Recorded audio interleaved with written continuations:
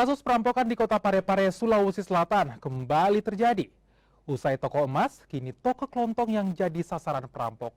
Uang hingga barang dalam toko tersebut dibawa kabur perampok. Aksi perampokan terjadi di sebuah toko kelontong di Jalan Jenderal Sudirman, Kota Parepare, Sulawesi Selatan. Para perampok masuk ke dalam toko usai merusak gembok pintu. Perampok pun menggasak uang tunai dan sejumlah barang dalam toko tersebut. Saat kejadian, pemilik toko sempat ingin melawan, namun perampok yang menggunakan senjata tajam membuat niat tersebut urung dilakukan. Polisi pun kini tengah melakukan penyelidikan kasus perampokan tersebut.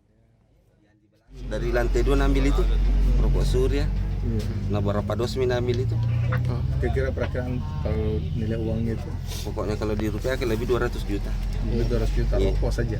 Atau dengan uang? Dengan uangnya. Oh, Iya. Bagaimana caranya dia buka? Bagaimana? Itu dicungkil di depan, kemudian ini kunci kobra semua dijebol.